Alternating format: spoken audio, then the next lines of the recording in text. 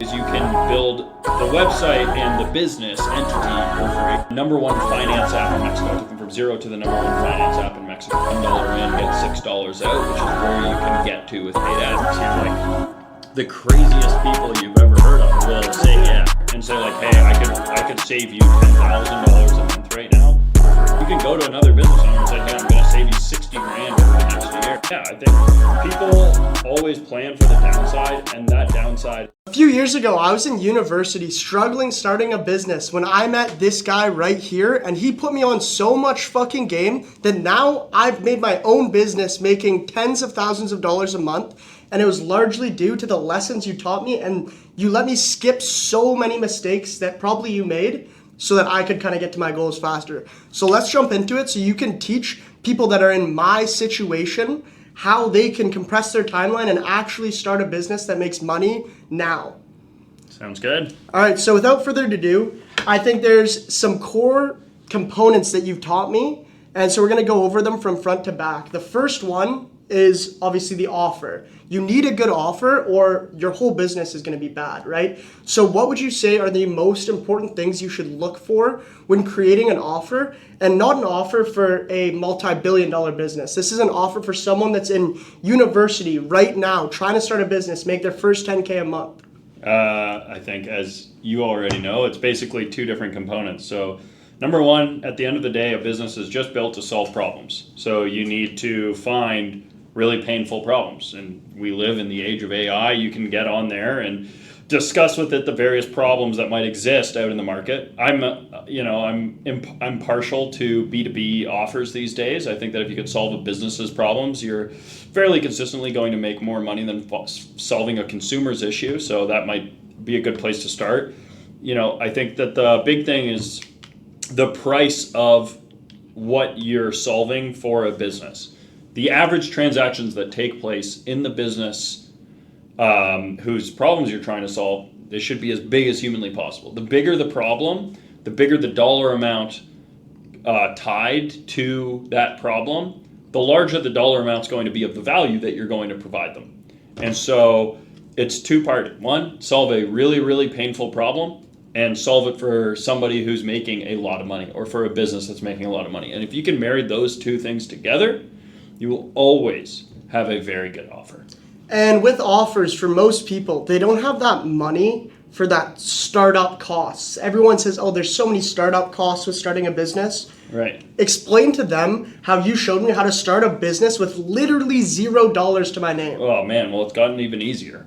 Even easier. It's gotten you even need a $20 easier. Claude subscription. Yeah, you get a Claude subscription. You can make an HTML website with your Claude. That's basically free. You pay maybe $5 a month in hosting from Vercel. So if that. So just don't buy coffee. And actually, you can host for free on Vercel, I think. Exactly, yeah. On the basic plan. So yeah, nowadays you can build the website and the business entity for free.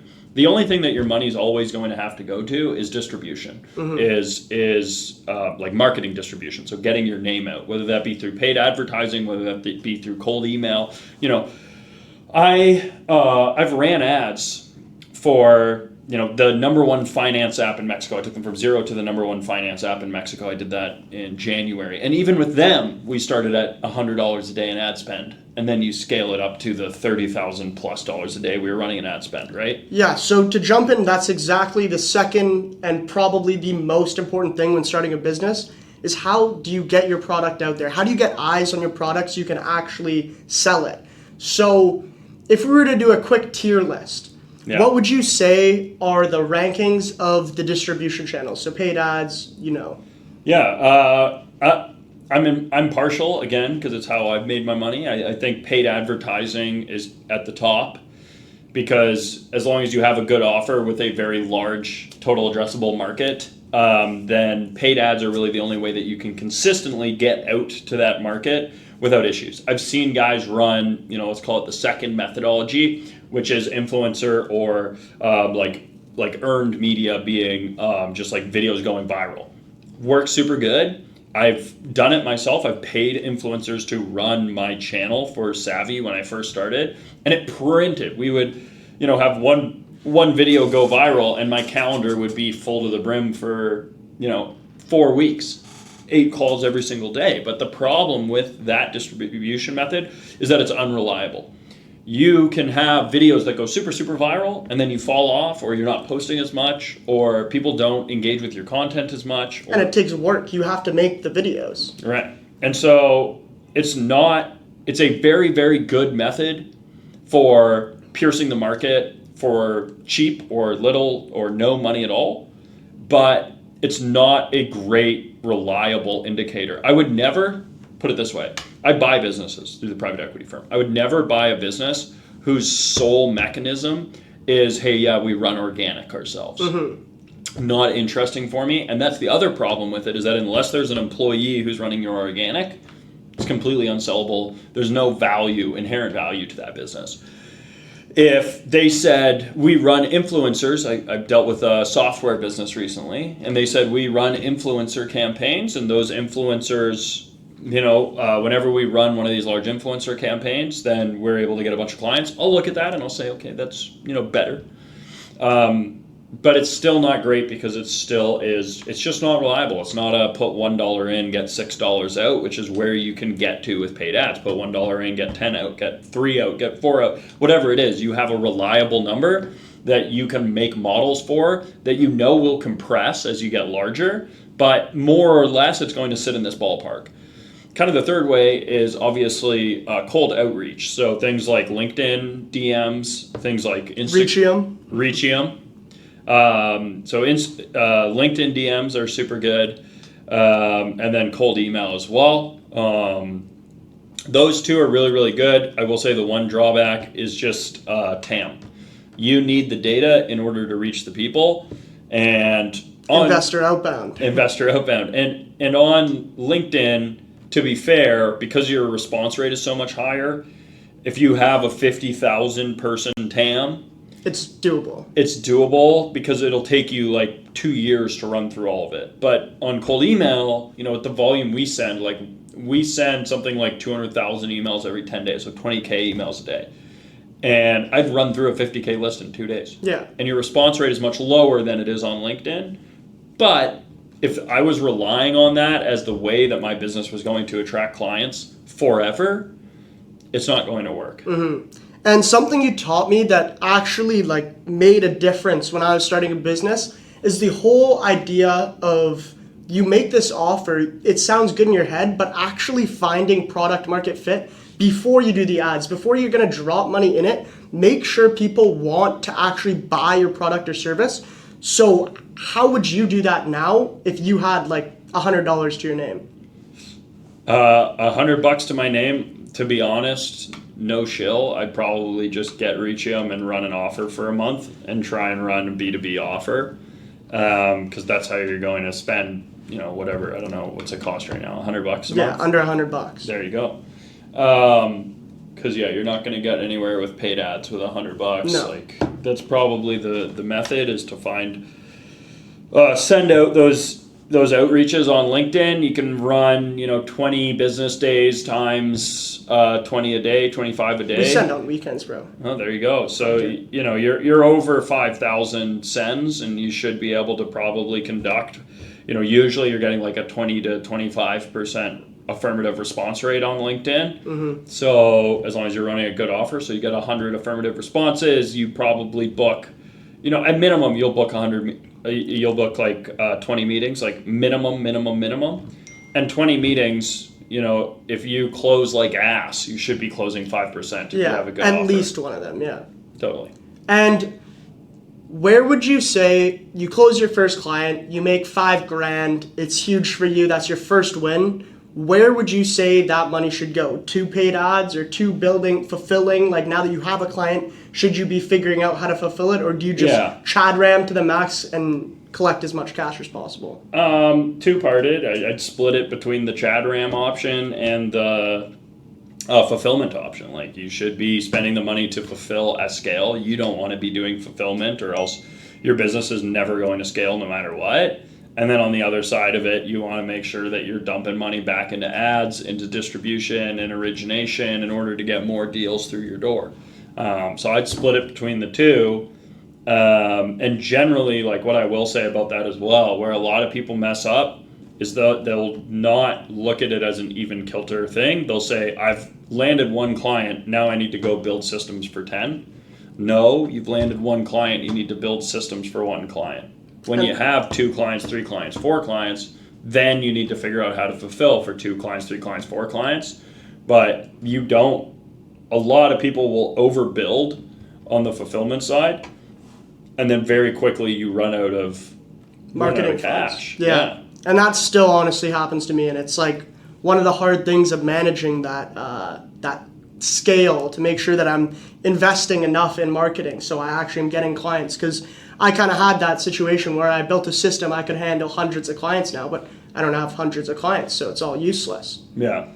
And one thing I think that a lot of people there's a lot of noise in the area of like mentors. I'm going to have a coach. I'm going to have someone that teaches me kind of the way. And I met you a very like organic way. I've never paid for anything or done any course, but I simply just worked for free until I was like providing enough value that you would pay me because I was making you money and you give me some of that. So explain to people how they should get in the door if they don't have the money to pay for a course, and how they could find someone like you and get them to teach you all the stuff you taught me for free. Yeah, 100%. What I will say is like, you can pay money to learn from somebody, but it's unlikely to for sure bind your incentives. If you work for somebody for free, then you are only going to learn, like, they'll teach you everything you would have learned by paying them, and then they get the benefit of you working for them. And so it just works out a lot better for them. That's the one thing. And the second thing is, if I get a DM, every single time I get a DM from somebody where they say, hey, I can work for you for free, I'm taking that call. Yeah. Like every time I'll take that call. Mm-hmm. So like whoever you want to be like or emulate or work for, I would take the leap of faith to be like, hey, I'll work for you for free. Or like, if you're really early on and you're watching content like this, I think the name of the game should be like, use AI to put together a list of 100 or 200 or 1,000 people that are in the space that you want to be in, and just spend your days fucking LinkedIn DMing, emailing, whatever, telling them that you'll work for them for free. And I promise you, like, the craziest people you've ever heard of will say yes. Yeah. Because you're one of the number one guys in the city. And what I always thought, and like I would tell my parents, because they didn't really get it, right? They're like, why are you just working for all this time for free? And it's not you're working for free, right? You think about it. You paying hundreds of thousands of dollars to go to university. And I learned more living with you for a summer than I learned throughout all university. So what you're getting isn't money, but it's like the knowledge and the experience. And we've seen it, like people will pay tens of thousands of dollars for that one-on-one coaching. And I realized when I started hanging out with you, seeing what you did, that so many people are willing to pay to be in the spot that I was, and I wasn't paying. And the other thing you get from actually working for free is it's not just in theory, like school hypotheticals, this is what you should do. No, I was like doing the stuff. And I didn't need a business. I just did use yours, right? You say, figure out LinkedIn for Savvy. I just you paid for everything, right? And I just got to like straight learn skills. Yeah. So if someone was DMing you saying, hey, I'll work for you for free, what do you think that they should try to do that would give them the most value? I think right now for sure it would be like, hey, I'll come in for free and build out AI systems. Like you said, right now for $20 or whatever the low tier Claude subscription is, like you can build a website in a day. You can build a web app in 3 days, and you can just like, the biggest thing would be go to a business owner and say like, hey, I could save you $10,000 a month right now for free. And then you'd go in there, you get them to get you a Claude Max subscription, and then you literally are like, hey, show me what you're paying for. And then, okay, DocuSign, done. CRM, done. Like you take all these things one by one by one, and you can build them for them. They pay nothing in hosting on a monthly basis, and you've provided them value that they're going to see. Because they're saving that money. Right, because they're saving that money. And so like that's what I would say is like the absolute easiest one, because it takes no skill. It takes time. It takes you talking with Claude and working through problems and going through the Claude code, but anybody can do it. And now you're learning those skills to be able to, now you can build your own website.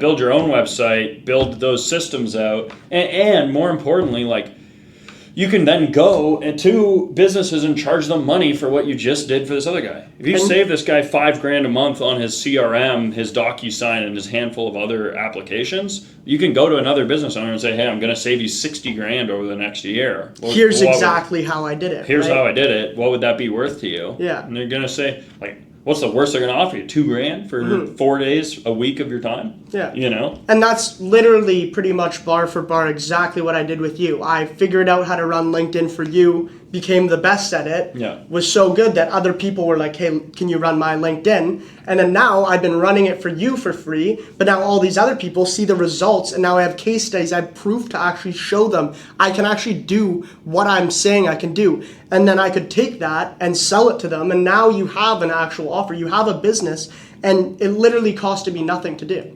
Yeah, I mean, that's kind of the method. Yeah, and so when you're trying to identify who to reach out to, because a lot of people get kind of misguided, you weren't even posting on social media. I reached out to your corporate account, and how would you identify who you actually want to get mentored? Because there's so much bullshit in terms of people that say they do business and they don't really do it. You know what I mean? Yeah. I think in this day and age, like, I would low-key stick to the more boring businesses. Like, it's a lot easier to verify what they're doing and who they are and all that kind of stuff. And like these e-com guys or guys that are selling courses or whatever, it's really difficult to decipher what's what, truly. And I also think that a lot of these guys are going to get throttled out of the market, basically, by AI. So like, right now, the part of the business world that will be around for a long time, even though people thought that it wouldn't be like this, is blue collar. And so I find, guys that are doing large blue collar jobs, like guys that do glass in full apartment buildings, guys that do doors, plumbing, HVAC, all that shit. And those are also, so they're going to have the same like operator mentalities that guys like I have. So like that's what you realize as you hit these different milestones in business is like a guy that's making $1 million a month in any business has more or less very similar attributes. And they look at business the same or similar, and they do things the same or similar. So you're still going to get all of the value that, a guy like myself would be able to give somebody, but the major difference is that they're going to be a lot more accessible, and you're going to be able to provide them a lot more value in this kind of like new age economy because they don't have that skill set at all. Yeah. And those are guys that's hard to bullshit. It's difficult for you to bullshit, that kind of thing. So that's another one that I would look at in terms of just gaining the value on understanding business and where they're coming at it from. I will say like the nice thing about online business is like the freedom aspect of it, where like you can work from anywhere at any time. And so like for that reason, I can see why guys would want to deal with online money guys. Yeah. And I would just say like, have the conversation with them, get an understanding for what their business is, who they are, what the business does, top line, bottom line, that kind of stuff. And don't be afraid to ask the hard questions to these people because they'll likely give you the answers that you thought were like too personal or something. Like, these are guys every day. You're so used to answering those hard questions, right? Totally. And one thing I think that probably holds true even more now is like, you don't want to go for the popular guy. You want to go for the unknown guy that's like behind the operation, right? Like, I feel like the influencers or the people that are making the content are usually not the ones that are actually making money, right? Like, how many influencers do you know that are actually running an amazing business? And if they are, usually the content is a secondary. That's just the distribution, right? Right. Yeah, I'd agree with that. I don't know any like influencer first guys that are making multi-6, multi-7 figures a year. I guess multi-7 is kind of like a baseline. Multi-6 figures a month, multi-7 figures a year kind of thing. I don't, have yet to meet them. I know they exist. Like there's guys that do it. I'm not taking away from. And the other thing is that their DMs are going to be so crowded because they're popular, right? Whereas you reach out to a random surgeon in your city. Oh yeah. He's never heard any of this. Yeah, shit. He doesn't know any of this, and he's way more adamant about it. Whereas if you reach out to Iman Ghazi, like, he's not answering One your of DM. a million guys. Yeah, exactly. So it's like, I think it's something about going for the people, like, they don't have to be popular, they just have to be good at business. Unless you're trying to become a content creator, it makes no sense to go for someone that's just popular. Yeah, I'd agree. I mean, I would say also that, like, depending on what you're optimizing for, as long as they're in a place where you want to be, this method will work. Mm-hmm. Like, even if your goal is I want to have 1 million followers on Instagram, if that's what you're optimizing for, this method would still work to put you in that position, because like you said, the name of the game is just being in the room with the person that you want to be like. Mm-hmm. As soon as you can be in that room, see how they operate, see what they do on the daily basis, see what they like, don't like, see what they think about, then you can start to emulate that stuff in your mind as well. Yeah. And get to that point. Yeah, and I think that's definitely something I picked up on from you, is like when I was like living at your house, I saw that we'd wake up, we'd work, we'd go to sleep, then we'd wake up, we'd work. There's no other stuff, and you learn that mentality and what it actually takes to make it.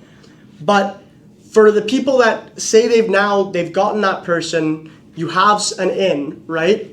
How would you say, first of all, like, for example, you can use me as an example. We've been working together for about 5 or 6 years now, and throughout the process, like, what did I essentially like do right, do wrong, and how was I the person that you kept in contact with, kept teaching new shit, right? And how, because there's probably been hundreds of people that you've had a couple calls with and then they're out of there, but we're still talking here 6 years later. So what did I do right, and what can they do right to have the same result? Happens in the nuance, like happens in the fact that we wake up, work, go to, and then work all day and then go to sleep. But you're seeing that. You see it in person, right? And so that aspect of things, it also makes it a lot easier for me to be like, yo, Jordan, come by the office. Yo, come say what up. And so that's really good. I think, like,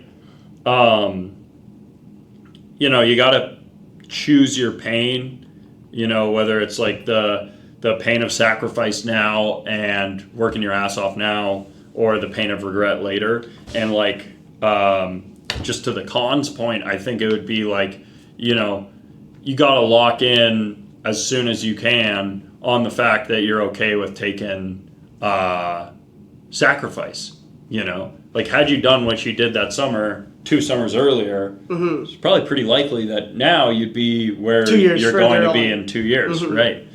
And it compounds too, right? I'd probably be 4 years ahead because Totally, because it compounds. So I think that that's a good point as well, is like, you know, the sooner that you can get your shit together and take heed to what you and I are saying right here about all this, the better off that you're going to be sooner as well. So, yeah. So once you're in the door, you're locked in, you're, as you said, find someone that's actually local that you can be in person with.